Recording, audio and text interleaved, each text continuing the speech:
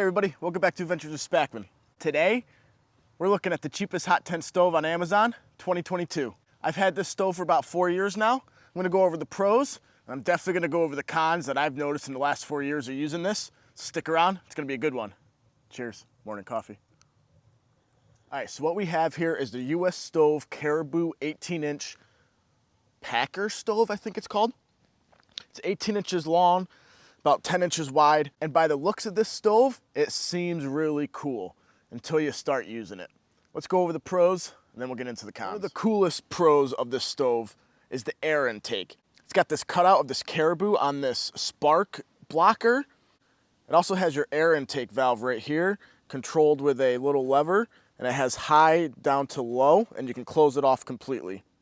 Now what's so cool about this spark arrestor on the door, if any coals come shooting out of the air intake, they're gonna get stopped by this and fall straight down instead of making holes in your tent walls. And if you have a protecting mat on the floor, it will fall onto the mat and not burn your floor of your tent.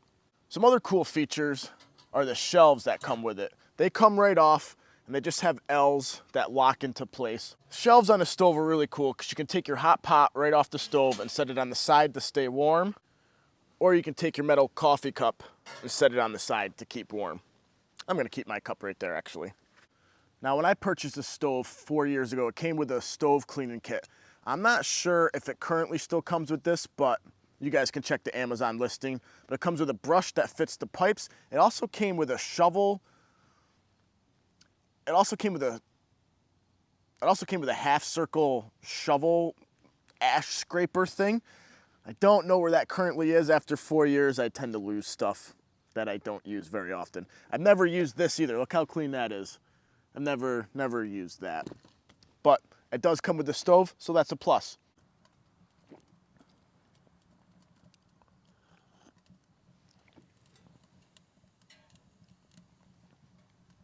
Let's go over one of the cons right now. I don't think this stove has enough airflow. That's con number one. I feel as though the stovepipe diameter is too small and there's not enough air intake on the door and underneath the door to let the fire go properly.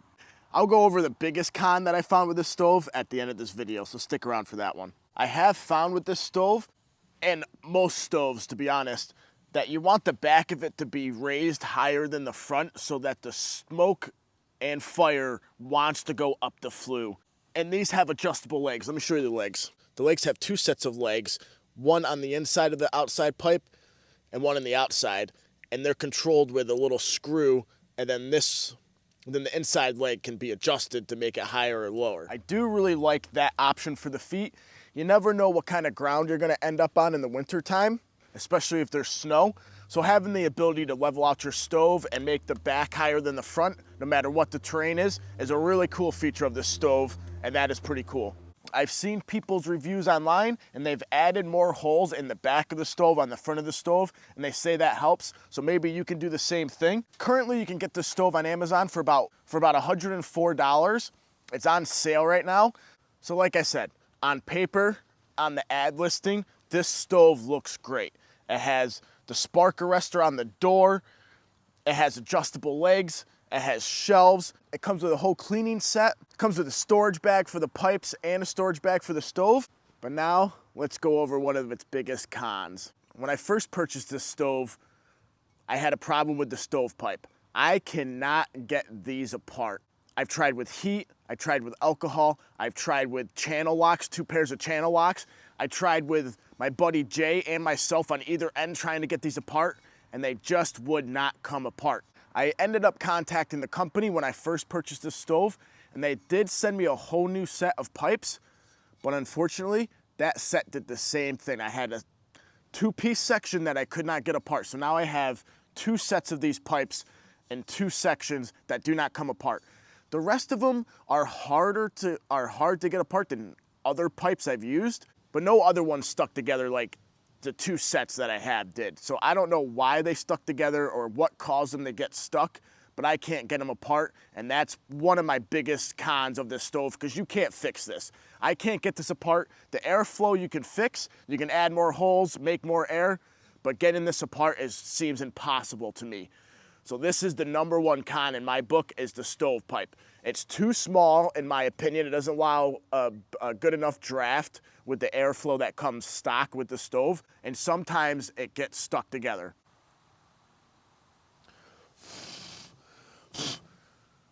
And it's hot. It's hot. The fire is hot. This should be flowing up.